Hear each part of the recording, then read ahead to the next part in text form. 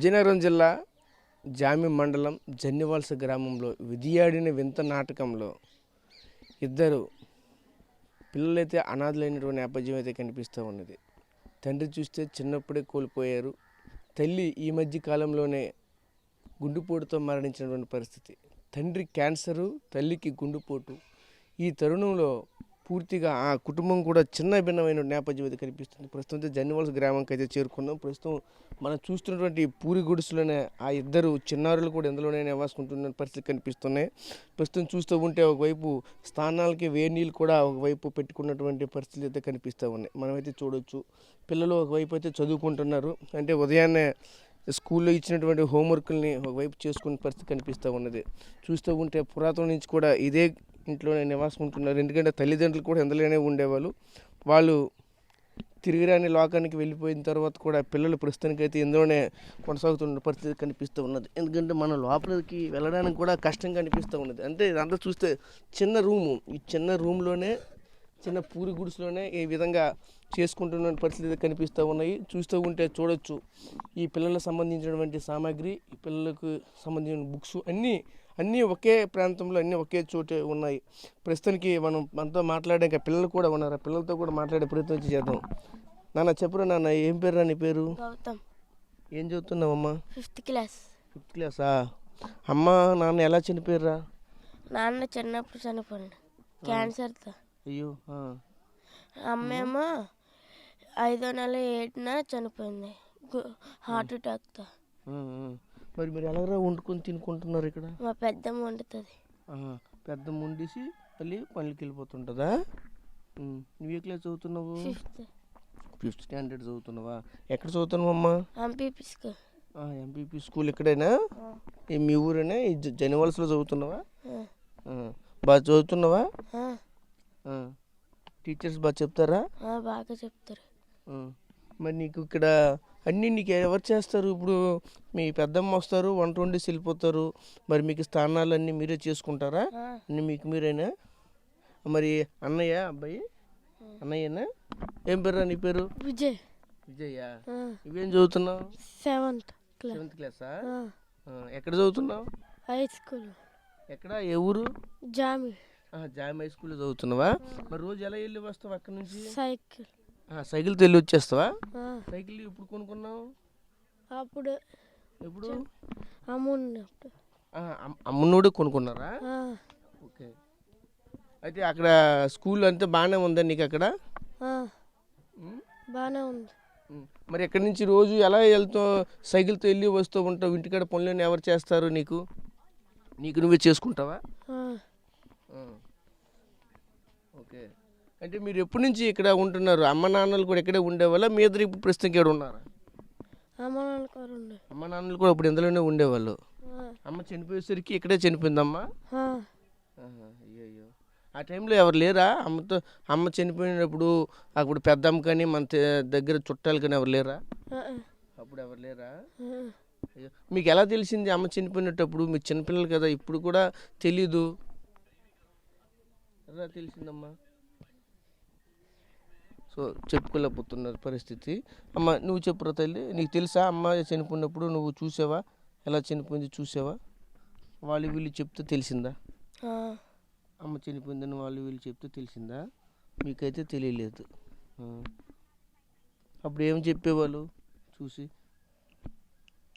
అమ్మ చనిపోయింది కదా, అప్పుడు ఎలా చెప్పేవాళ్ళు బయట వాళ్ళంతా మీకు? అమ్మ చనిపోయింది అని చెప్పారా? మళ్ళీ అమ్మ వస్తుందని చెప్పేవాళ్ళ? అంటే చెప్తూ ఉంటారు కదా, ఎలా ఏమనేవాళ్ళు?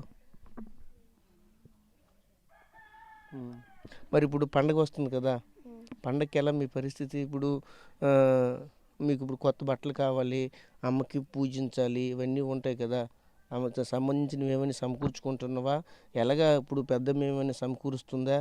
ఏమీ లేని పరిస్థితి అయినా ఇలానే ఉన్నారా? ఏం చేస్తావు ఇప్పుడు?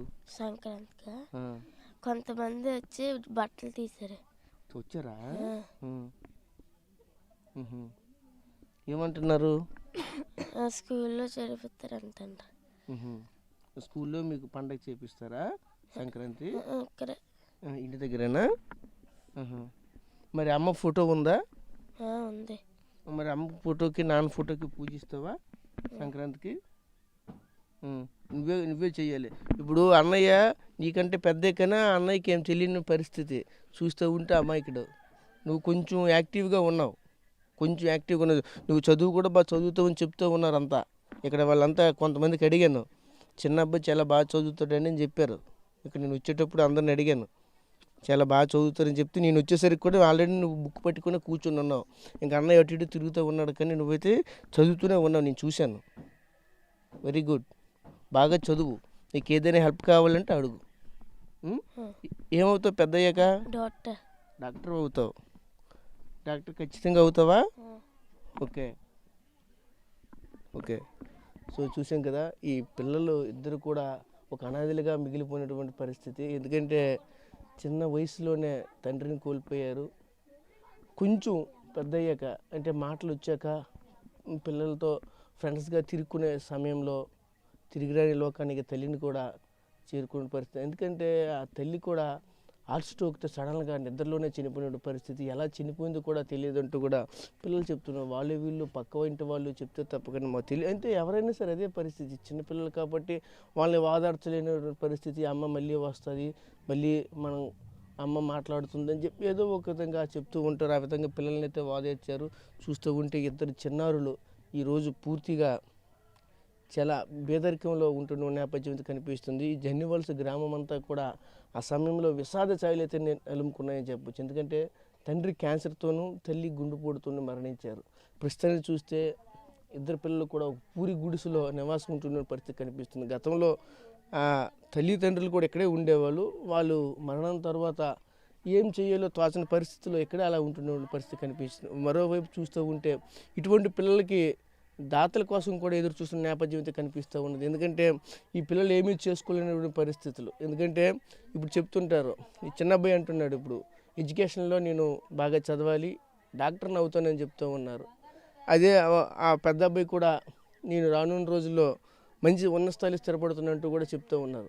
ఇటువంటి సందర్భంలో కొన్ని ప్రత్యేకించి ఫౌండేషన్స్ కొన్ని సంస్థలు కూడా వచ్చి ఇటువంటి వారిని ఆదుకుంటే బాగుంటాయి అంటూ కూడా పలువురు కూడా చెప్పుకొస్తున్న నేపథ్యం కూడా కనిపిస్తూ ఉన్నది. చూడొచ్చు, ఇద్దరు కూడా మనిషి ఒక పుస్తకం పెట్టుకొని ఈ విధంగా ప్రతిరోజు కూడా చదువుకుంటే ఇద్దరు కూడా బాగానే చదువుతారు. ఇందులో చూసుకుంటే చిన్న అబ్బాయి అయితే చాలా బాగా చదువుతాడు అంటూ కూడా చెప్పుకొస్తున్నారు. ఒకరు 5th క్లాసు, ఒకరు జెడ్పీహెచ్ఎస్ స్కూల్, హై స్కూల్లో చదువుతున్నారు. సైకిల్ పైన ఇల్లు పోస్తుంటారని చెప్తున్నారు.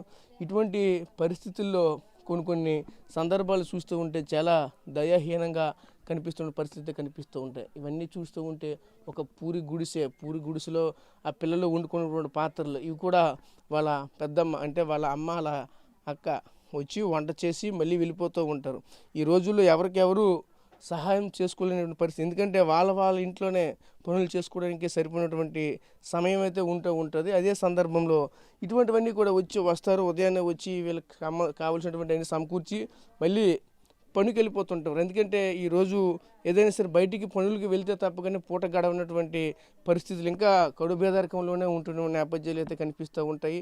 అటువంటి పేదరికమే ఈరోజు ఈ యొక్క చిన్నారుల పైన ప్రభావం చూపిస్తుందనే చెప్పాలి. ఈరోజు చూస్తూ ఉంటే ఇటువంటి పరిస్థితుల్లో ఇదంతా కూడా చూస్తే చిన్న పూరి గుడిసెలోనే ఎంత కష్టం వచ్చిందంటూ కూడా మరోవైపు చెప్తున్నారు. ప్రస్తుతానికి అయితే మాత్రం మనం చూడవచ్చు. అయితే బయటికి వెళ్ళి కూడా ఇదంతా కూడా చూస్తూ ఉంటే చాలా ఇబ్బందికరంగా, బయట నుంచి మనం లోపల నుంచి బయటికి రావాలని, బయట లోపలికి రావాలన్న చాలా ఇబ్బందిగా ఉంటుంది. చూడవచ్చు, ఇదంతా కూడా గతంలో అంటే తాటాకులతో ఇదంతా కూడా చేసినటువంటి ఇల్లు ఇది. ఈ తాటాకులు చేసినటువంటి ఇల్లు మళ్ళీ రెండవసారి చేసుకోలేక ఈ విధంగా ఒక 500-1000 రూపాయల తార్పాను పెట్టి మళ్ళీ దీన్ని కట్టుకొని దీన్నే నివాసంగా ఏర్పరచుకొని దీనిపైన ఉంటున్న పరిస్థితి. ఎందుకంటే దీన్ని మళ్ళీ కొలాబ్ చేసి మళ్ళీ కట్టుకోలేనటువంటి పరిస్థితి, అంతా కడుపేదరికంలో ఉంటున్నటువంటి పరిస్థితి కనిపిస్తూ ఉన్నాయి. అయితే ఇటువంటి సందర్భాల్లో ఖచ్చితంగా ఎవరైనా సరే దాతలు ముందుకొచ్చి ఇటువంటి కుటుంబాన్ని ఆదుకుంటే బాగుంటుందంటూ కూడా గ్రామస్తులంతా కూడా చెప్పుకొస్తున్న నేపథ్యం అయితే కనిపిస్తుంది. ప్రస్తుతం ఇది విజయనగరం జిల్లా జామి మండలం జన్యువలస గ్రామంలో ఒక రకంగా చెప్పాలంటే ఒక విషాద ఘటనే. కానీ మరొక వైపు చూస్తూ ఉంటే చిన్నారులు అయితే చాలా బాధగా అనిపిస్తున్నటువంటి పరిస్థితి కనిపిస్తూ ఉన్నాయి. వాళ్ళు చూస్తూ ఉంటే ఉన్నత చదువులు చదవాలని చాలా కుతూహలంగా ఉంటున్న పరిస్థితి కనిపిస్తూ ఉన్నాయి. అదేవిధంగా వాళ్ళని ఆ స్థాయిలో చదివించాలంటే ఆ విధంగా అటువంటి ముందుకి ఎవరైనా వచ్చి ఈ విధంగా మంచిగా చేస్తే బాగుంటుందంటూ కూడా మరి కొంతమంది అయితే చెప్పుకొస్తున్న పరిస్థితులు అయితే కనిపిస్తున్నాయి. ప్రస్తుతం ఇది ఇక్కడ జన్వర్స్లో ఉన్నటువంటి ఆ కుటుంబం వద్ద తాజా పరిస్థితి. కెమెరా పర్సన్ నాయుడుతో రాజేష్ RTV విజయనగరం నుంచి. Local to global news at your fingertips. మీ చేతిలో ఒక ఆయుధం. Download R TV app. Media legend Ravi Prakash is back.